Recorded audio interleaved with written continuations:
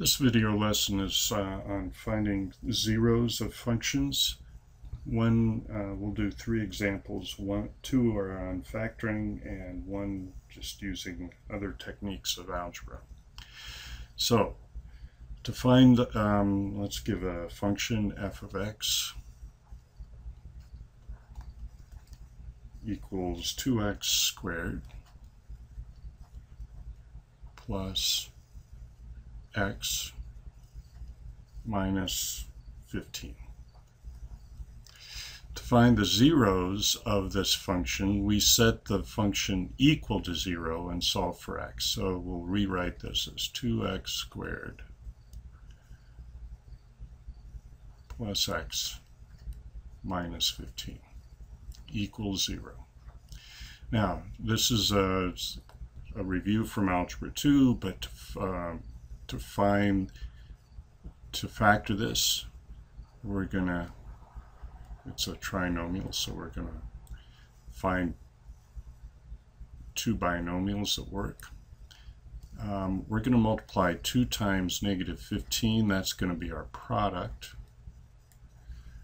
So the product is negative 30.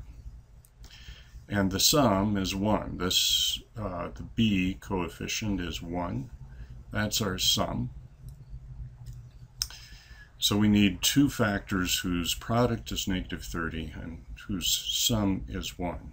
A bit of thought, 6 and negative 5. That works. So part of this procedure, bring down the coefficient 2 into both of these binomials. We'll put the x, and these 2 factors place here, 6 minus 5. Now it's not completely factored yet, so I haven't said it's not equal to 0 yet. We need to complete the factorization. We're looking for the greatest common factor in this binomial of 2 and 6. That's 2. So we have x plus 3, dividing 2 out of both those terms. The other factor, or the other factor is this binomial 2x minus 5. There is no greatest common factor other than 1, so we repeat that. 2x minus 5. And that is factored now, so that's equal to 0. Now the zeros are the values of x that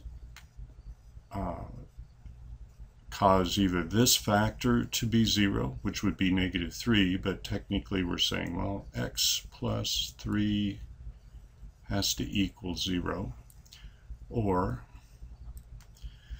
2x minus 5 has to equal 0.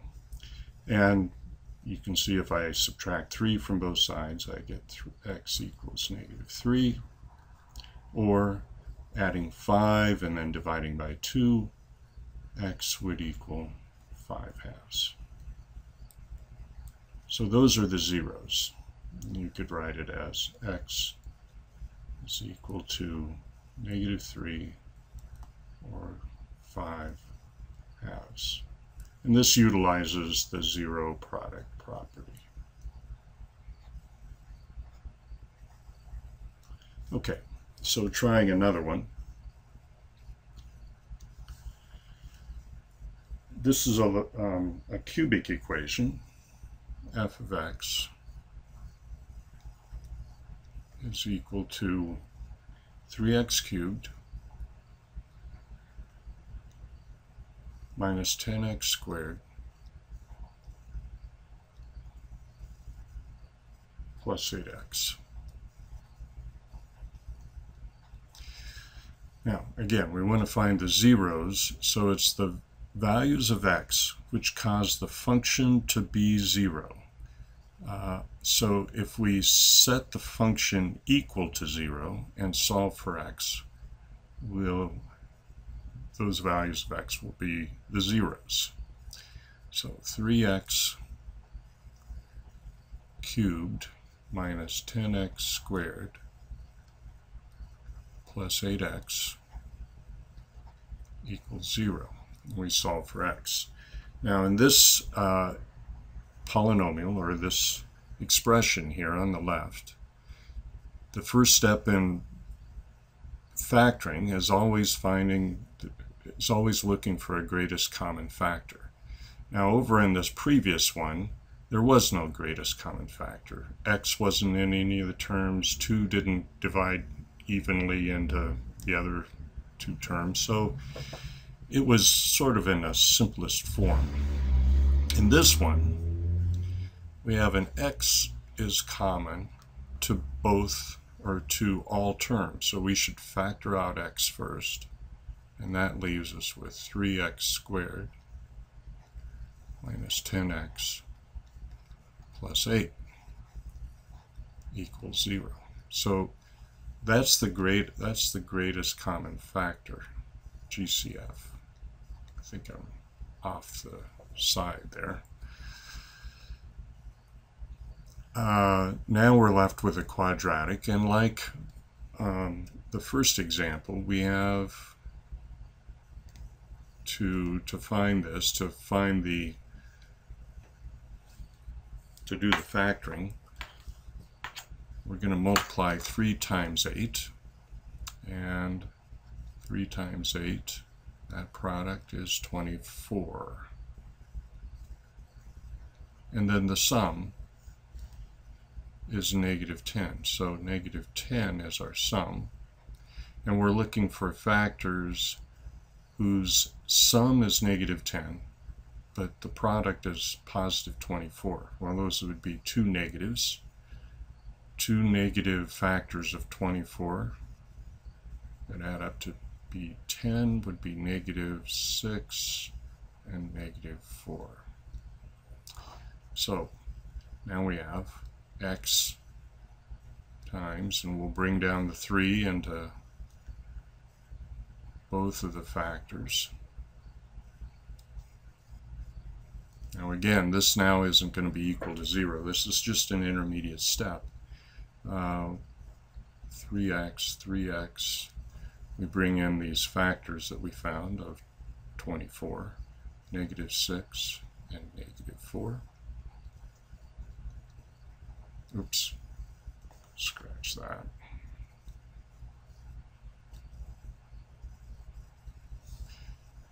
This is the intermediate step. We're looking for factors of 3 and 6. The greatest common factor there is 3, and there is no greatest common factor of 3 and negative 4.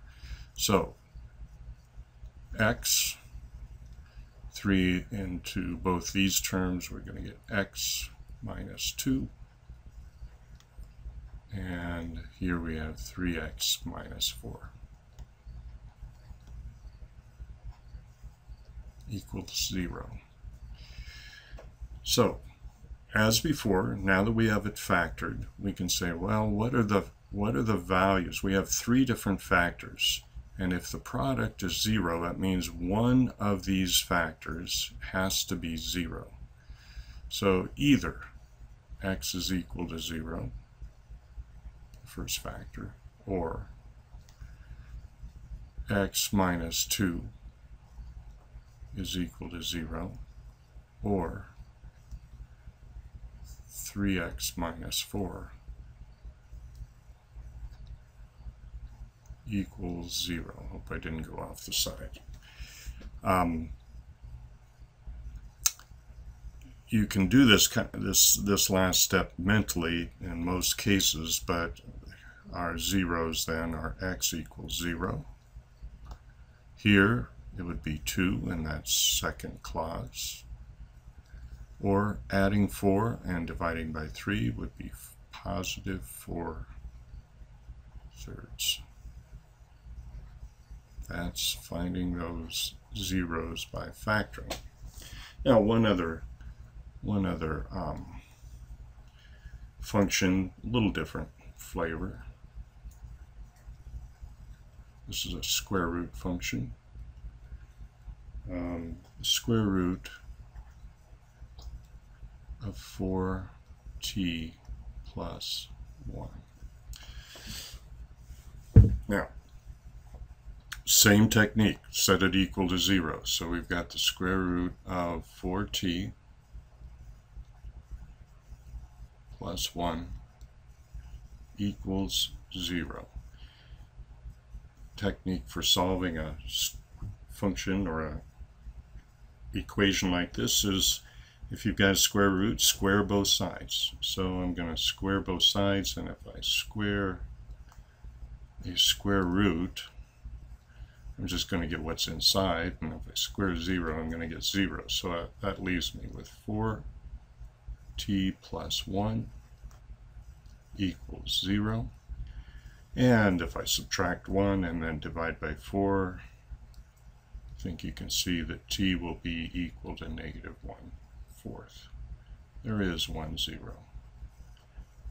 If you were to put these functions on your calculator as they're originally expressed, what you would see is, or you could observe or find using calculator techniques, that these values are where the graph crosses the x-axis. That's the end of this lesson.